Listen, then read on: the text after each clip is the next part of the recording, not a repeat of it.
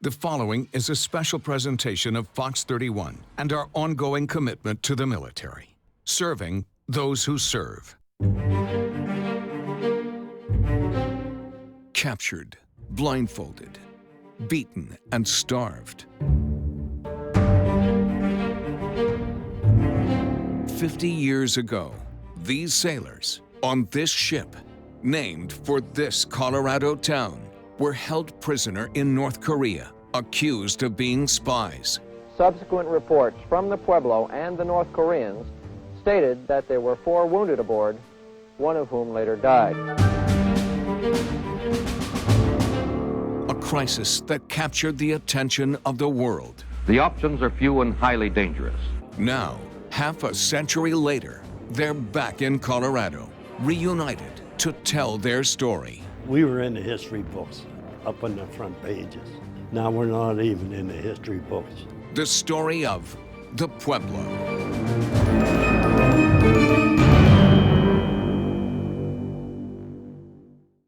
Good evening, thank you for joining us. I'm Jeremy Hubbard. We have come to you from some unusual and remote locations before, but none quite like this. Right now, we're on the border with North Korea, here at the DMZ. Long before the parades and propaganda, before the missile tests, and well before the handshakes and new hopes, this was one of the most mysterious places on the planet. And the mystery continues. These days, it's nearly impossible for Americans to enter North Korea. This is the official meeting place between North and South Korea. In fact, during our visit, we were only able to take a few steps inside the forbidden country. This building actually straddles the most heavily fortified border in the world. On that side of the table, South Korea.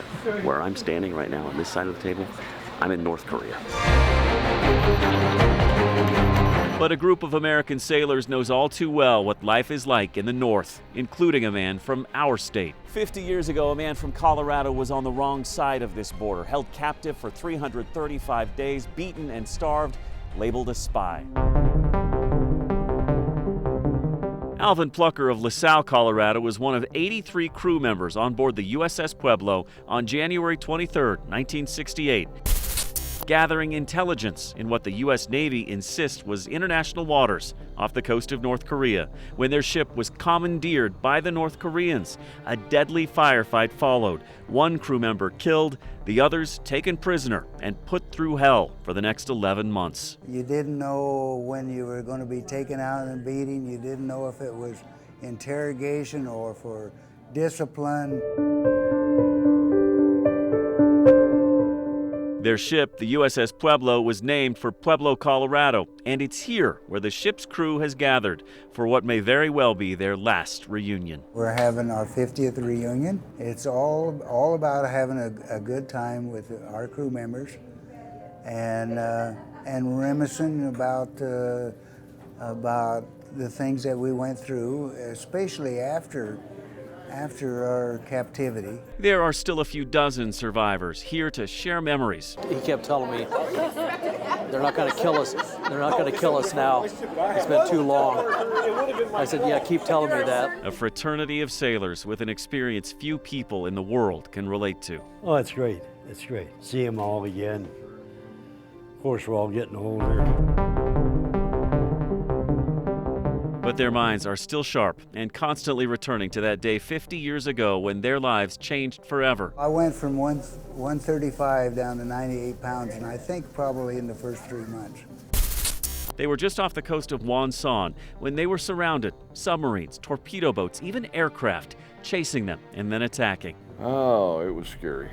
It was scary. This was Richard Bain back then when he heard the volley of machine gun fire that followed that day. He and the rest of the Pueblo's crew stranded in the freezing cold, defenseless, their weapons wrapped in tarps, their ammo below deck. Inside the vessel, men like Dwayne Hodges were busy destroying gear and burning sensitive paperwork so it didn't get into North Korea's hands. He was hit by a shell and killed. Among his last words were, and he knew he was dead,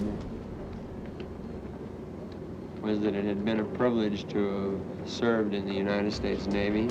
A hero in every sense of the word. I'm surprised more people didn't die. There were several of them got hit.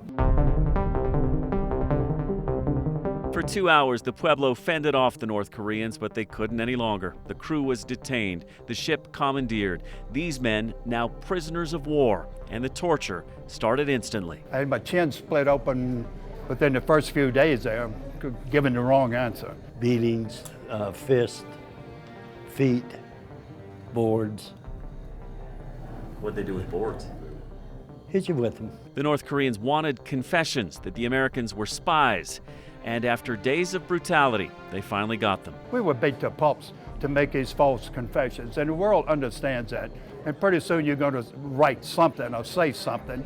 But the world, anybody should know that this is totally coerced and totally forced. We were not turncoats at all. The crew did find one way to get back at their captors. They began, for lack of a better term, flipping them off. Every chance they got, in the hallways, on camera, in their cells, they would flash their middle fingers.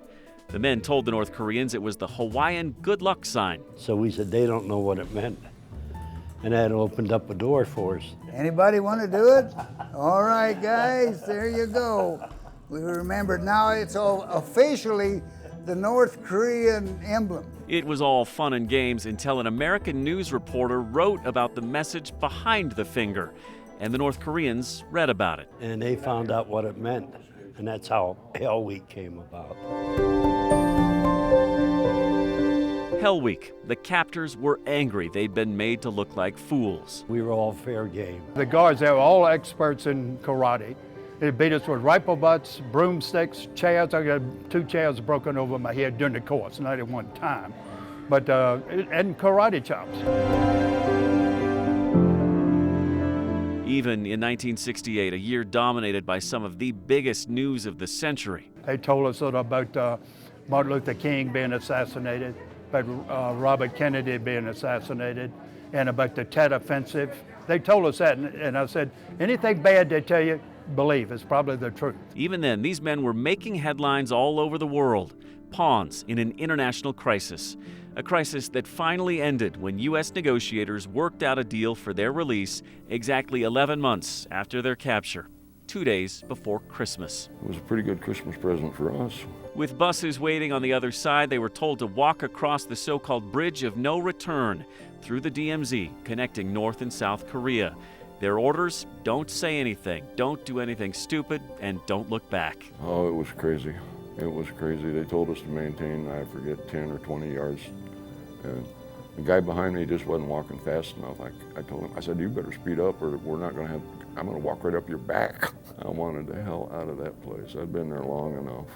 Oh, what a moment to walk across and see the people waiting for the freedom. And know you're getting back into America. And the first thing they did, as soon as everybody got across, bust us right out of the DMZ, the 3-mile limit. And we had, what would you think we'd have? Cheeseburgers, French fries, and a milkshake. So it was great. You knew you were back home there. And one of my dreams over there was to have a ribeye steak smothered in chocolate ice cream. And I used to dream about that every night. And at the welcome home party, this friend of ours, she brought it out.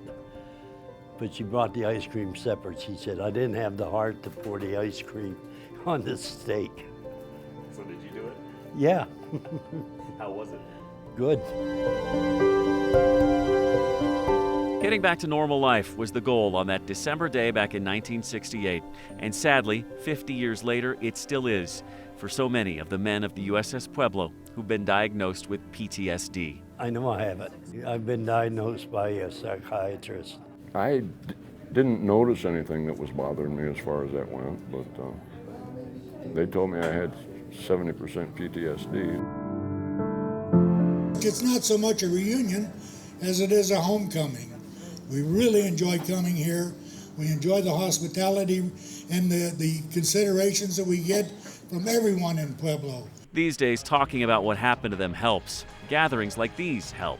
And raising a glass with the other men who survived nearly a year of torture that still tortures men like Alvin Plucker of LaSalle, Colorado, to this day. There's a lot of bad effects left into the minds of these crew members after this, what we've been through, and it affected them their whole life.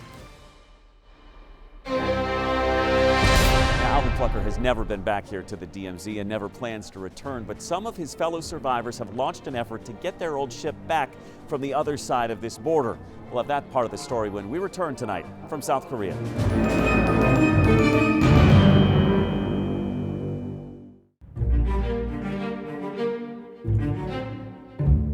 We're back tonight from South Korea along the DMZ, the demilitarized zone. That's North Korea, off in the distance behind me. In fact, we could hear propaganda music being pumped in from the north just a few minutes ago.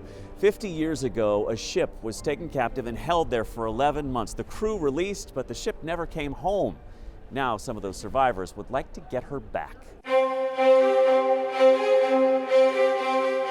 The USS Pueblo is nothing fancy, small by Navy standards, tight quarters for the 83 men who lived and worked on board.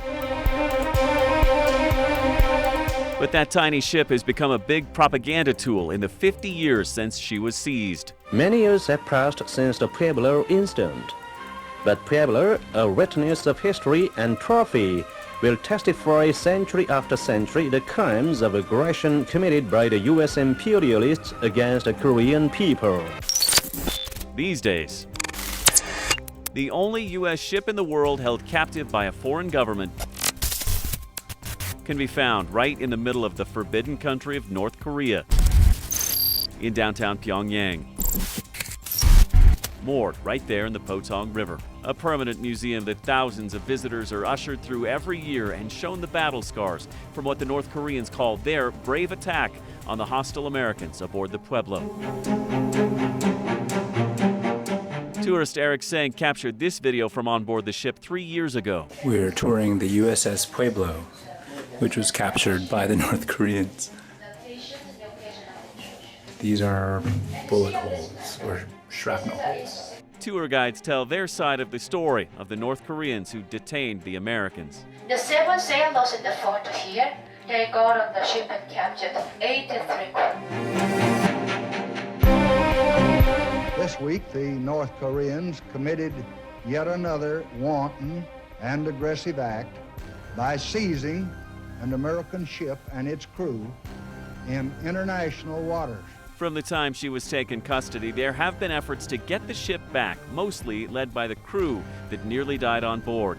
In fact, before his death, Pueblo Captain Lloyd Bucher had an order for shipmate Alvin Plucker of LaSalle, Colorado. And the one thing he did tell me, he says, you keep the memory of the USS Pueblo always in Pueblo and in the state of Colorado, and you get that ship back. Some Pueblo crew members would like their old ship right back here in Pueblo, Colorado. They think Lake Pueblo would be a perfect spot to deliver it. Others think the Pueblo Riverwalk would be an ideal spot to put the vessel so locals could get a history lesson on the Navy ship that bears their town's name. In fact, at their reunion, many of the crew members had a message for President Trump: bring our ship home, partially because the Pueblo is being forgotten. Not enough people remember it anymore. Not enough people. Everybody's too young, you know. If you're not directly involved with someone that was on it, just over their heads. If only the crew could have the Pueblo come home for a proper decommissioning ceremony, but most seem resigned to the fact that that will never happen. I don't think we'll ever succeed in getting the ship back. And actually, some Pueblo survivors are okay with that. No, I said, I'm glad I got out. You can take the ship, but I'm glad I got out. And along with the crew and everybody. I would love to see it just smashed to smithereens. For shipmate Bob Hill, this is the Pueblo, this group, the survivors, not some old hunk of metal. The rest of it don't matter anymore. And I was a guy that loved that ship probably more than most. I painted it, I loved it to death, but it was old enough I could kick holes in the side of it. This is the only thing that matters now with this.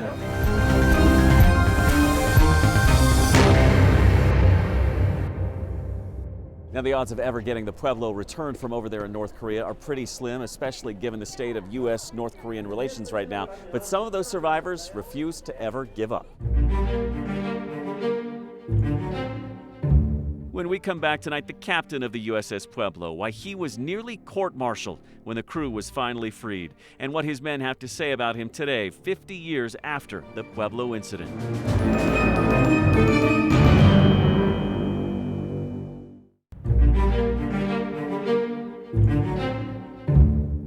back tonight from the DMZ, the demilitarized zone, the most secure border on the face of the planet.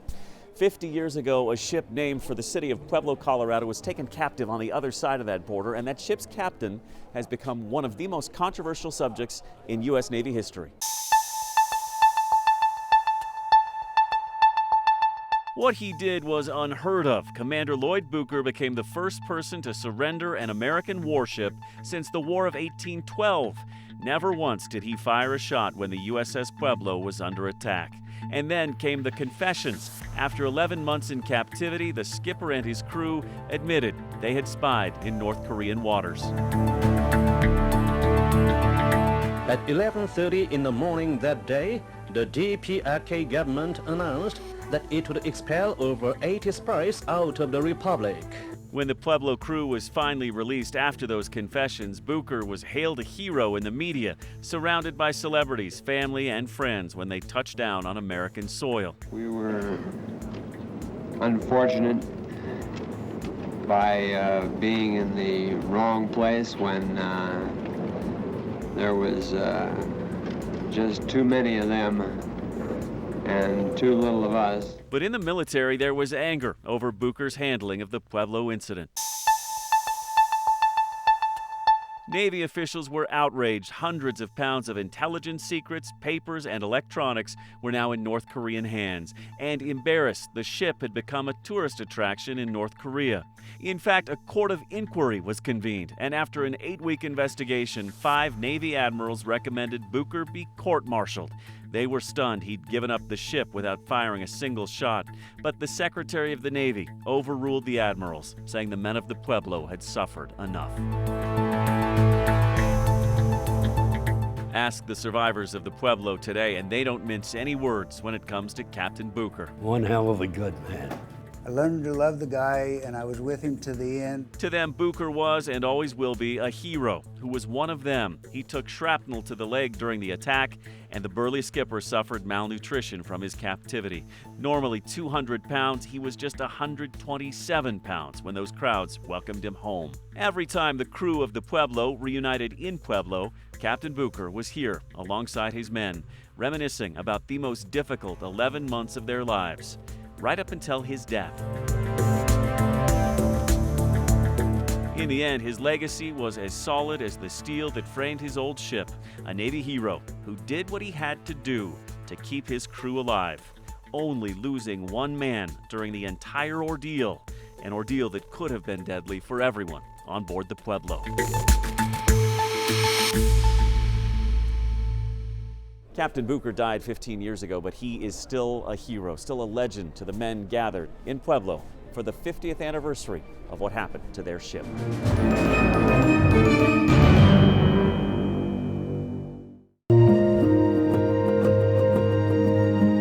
The one place where history will never repeat itself. We're not going on another Pueblo mission, no. We're through. Is right here in this room. We asked if any of these men would ever go back to North Korea if the country was opened up to Americans. The answer was resounding. No. Have no need to go back there. As it is, they relive the Pueblo every day. In fact, Alvin Plucker of LaSalle, Colorado, has a makeshift museum in his basement from his time in captivity. He even still has the old POW uniform. Knowing what he knows about North Korea, he is paying close attention to the news today and holding out hope for the people of that country. I was hoping that Trump could make some kind of an agreement or a treaty with North Korea, because those North Korean people have suffered so immensely. Suffering is something the people in this room know all too well, but they're not dwelling on that. We've hinted in a way that this may be our last reunion, but I don't think so. We're all having a good time. I think we should have more, and continue, maybe right here in Pueblo. This crew and their ship are part of the DNA of this Front Range city. Well, there are not very many cities that have ships named after them. I feel pride that they're here visiting, and that I feel that they serve their country well, not only as prisoners of war, but as sailors, and they survived. I'm Jeremy Hubbard from the Demilitarized Zone here in South Korea. Thank you so much for joining us tonight.